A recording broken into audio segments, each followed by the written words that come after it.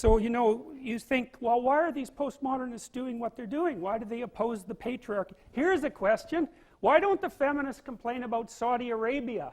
It's like,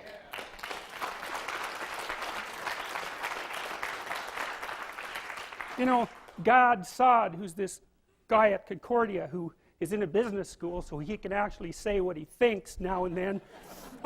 He tweeted yesterday, he tweeted to the Women's March, because there's a little Twitter thing, you could do that, I suppose, for the organizers, and he said, why don't you go to the Middle East and have a nice march against Saudi Arabia and see how that works out for you? It's like, so you think, well, why not? Like, why not? Why are the radical leftists who are so much for rights everywhere, that's what they say, why aren't they complaining about Saudi Arabia, for example, which, breeds a particularly pathological form of ideologically rigid Islam that basically enslaves their women, that's to put it properly. It's like, why not complain about that? Well, how about this? The enemy of my enemy is my friend. And so when push comes to shove, you see how much concern there is among the radical feminists for the rights of women. It's like if the pushing those rights forward doesn't also at the same time undermine the Western patriarchy, then we'll take the undermining and leave the damn rights behind. And so there's an insight for you about exactly what's going on at the bottom of all this. So, okay, so then there's another weird thing, and I've already sort of hit on it tangentially. It's like, well, the postmodernists don't believe in grand unifying narratives. They don't believe in narratives at all. They don't care about value because they never noticed that you have to value something in order to have some hope in life, right? Because when you value something, you're pursuing it, and in the pursuit, that's where the meaning in life is, because the rest of it's suffering. If you're trying to struggle upwards towards the light, it's like, well, that's something to motivate you and to protect you against the suffering. But the postmodernists don't care about any of that, and I would say it's because they don't care about suffering. So, all right, so here's the final question. It's like, well, if the postmodernists don't care about grand unifying narratives and they don't believe in identity, why in the world are they willing to believe in gender identity and sexual identity and racial identity and ethnic identity? And the answer to that is, well, they can't, but they don't care because coherence isn't on their agenda. And besides that, when push comes to shove, their postmodernism is nested inside a deeper Marxism, and so when the postmodern narrative doesn't suffice, say, to push forward the idea that Western civilization should be overturned, they just revert back to the overarching Marxism and say, well, those people are oppressed and that's a bad thing. It's like you might say, well, you're a postmodernist. It's like, you don't believe in any of that. And they say, well, yeah, I'm only a postmodernist this deep, but underneath that there's a Marxism, and I can always rely on that to fill in the gaps, and that's exactly what's happening. So that's what's happening as far as I can tell. And so why do I believe this?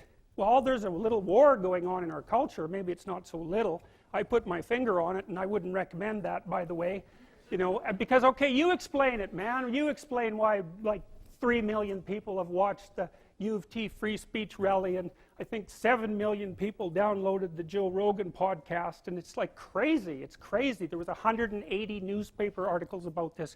It was news for 4 months. Why? Who cares what I think? God, I don't even care that much about what I think.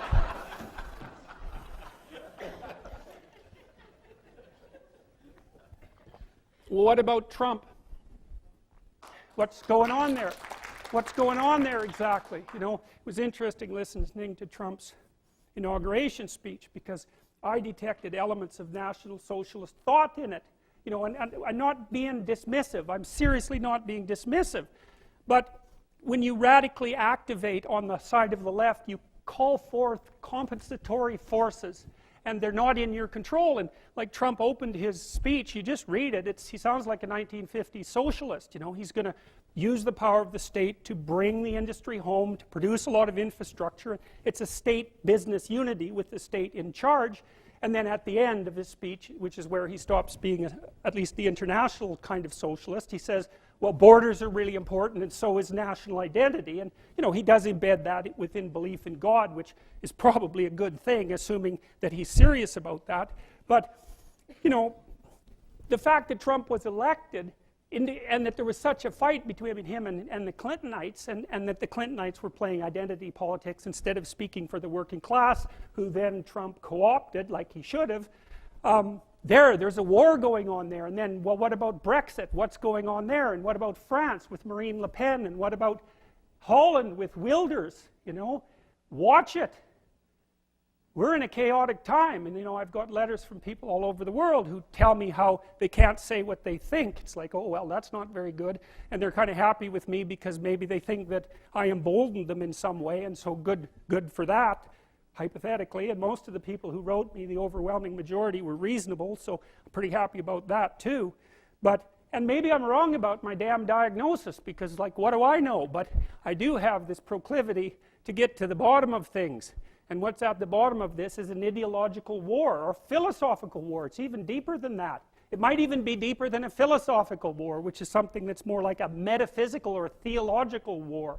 You know, it depends on how far down you look. And the postmodernists know exactly what they're doing. This isn't accidental. Of course you shut down speakers you don't agree with, because you can't have a dialogue with them then anyways, because human beings can't have dialogue. There's no such thing as a human individual. There's no such thing as truth. Here's the postmodern world. It's the Hobbesian nightmare. It's everyone against everyone else, except it's not individuals, it's groups. And you're stuck in your damn group, and it's the only thing about you anyways that's relevant, which is why we might base our hiring on it, for example. And you're oppressed, and even if you don't know it, it's only because you've internalized it, and it's the only thing that's real about you anyways.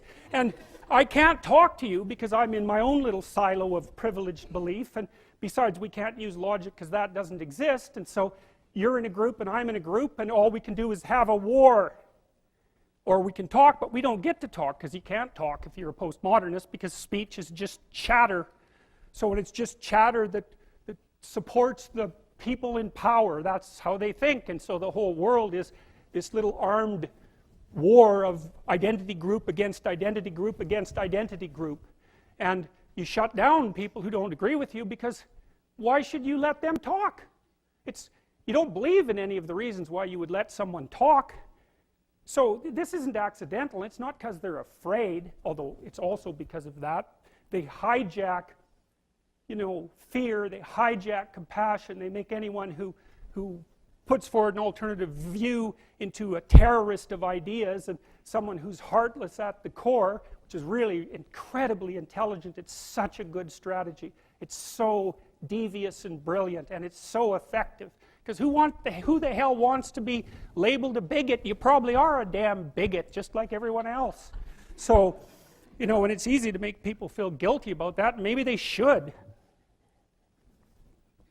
So anyways, what's going on? Well, that's what's going on. And so what do you do about it? Well, I don't know what you do about it, but I have a theory, and that's one I've been working on for like 40 years.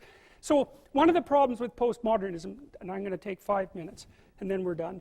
One of the problems with postmodernism is that, and this is a big problem, like this is a fatal problem, apart from the fact that it's incoherent and there's no value structure in it, and it's fundamentally divisive and destructive. There's a logical problem with it too that's even worse. And so you might be noticing that the LGBT set of acronyms keeps growing, eh? And it's kind of a form of its own parody in some sense. It's like, well, I'm oppressed. It's like, yeah, you are. And well, I'm oppressed too. Yeah, you're also oppressed, and maybe I'm even oppressing you, being part of this other marginalized group, but at least we share our oppression. Well, I'm also oppressed. Well, so am I. I'm oppressed too. It's like, okay, so here's a problem. There's a big problem here. The problem is, it's true. You're oppressed, you're oppressed, you're oppressed, you're oppressed. God only knows why. Maybe you're too short, or you're not as beautiful as you could be, or you know, your grandparent was a serf, likely, because almost everybody's great-grandparent was. It's like, you know, and you're not as smart as you could be, and you have a sick relative, and you have your own physical problems, and it's like, frankly, you're a mess.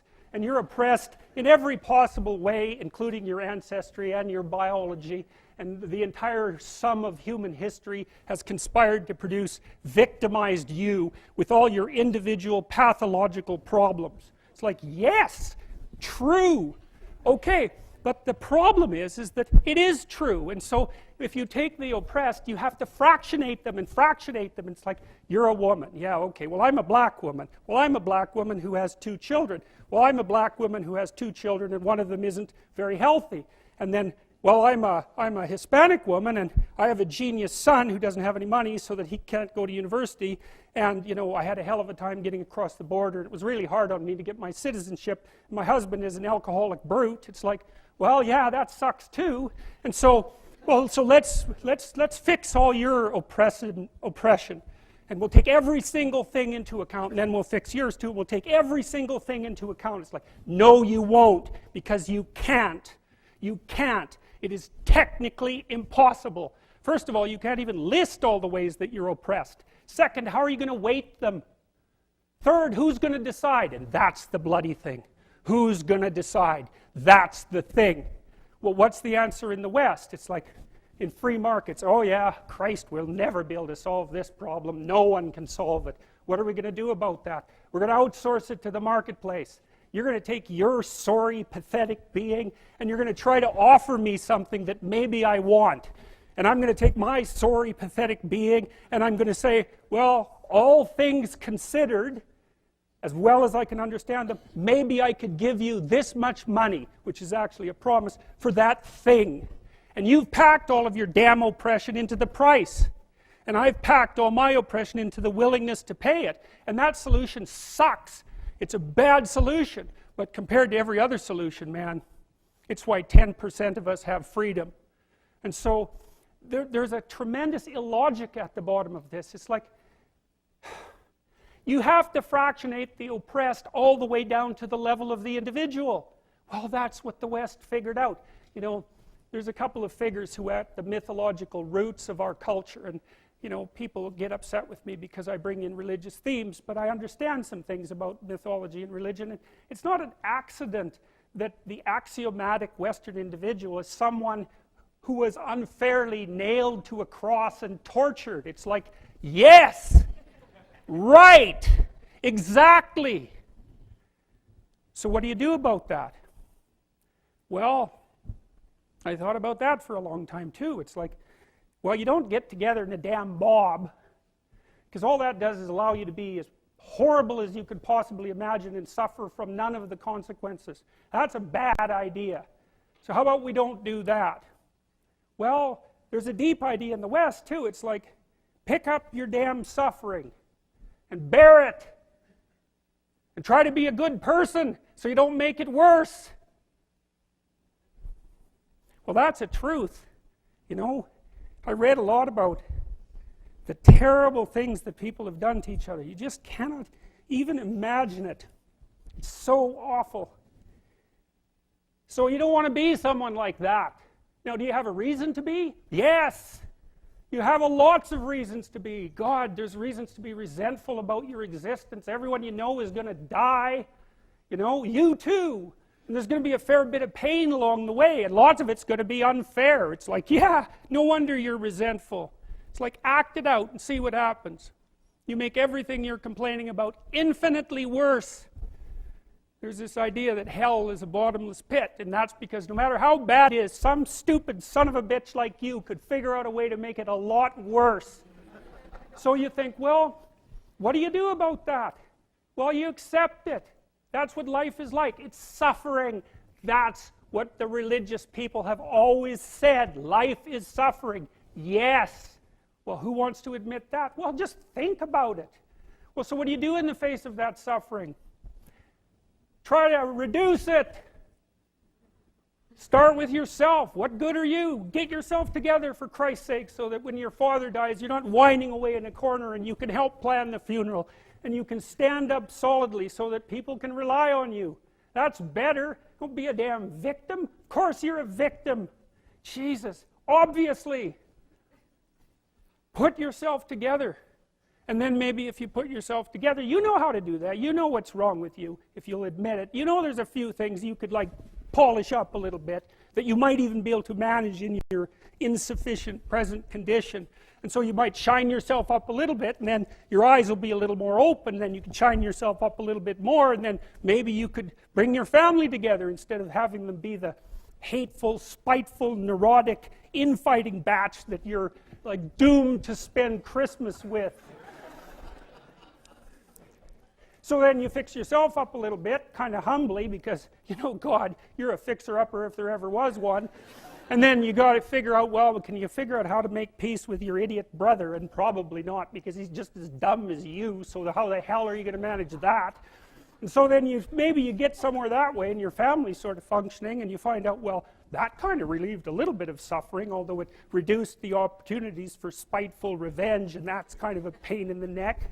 And so then you get your family together a little bit, and you're a little clued in then, at least a bit, because you've done something difficult that's actually difficult. You're a little wiser, and so then maybe you could put a tentative finger out beyond the family and try to change some little thing without wrecking it. It's like, our society is complex, and we teach our students that they could just fix it. It's like, go fix a military helicopter and see how far you get with that. It's like, what are you going to do? You're like a chimp with a wrench. Whack! Oh, look, it's better. It's like, no, it's not better. Things are complicated, and to fix things is really hard, and you have to be like a golden tool to fix things, and you're not. So, and that's the other message of the West. It's like, how do you overcome the suffering of life? And I'm not saying it's only the message of the West. How do you overcome the suffering of life? Is be a better person. That's how you do it. Well, that's hard. It takes responsibility. And I think, you know, if you said to someone, you want to have a meaningful life? Everything you do matters. That's the definition of a meaningful life. But everything you do matters. So you're going to have to carry that with you.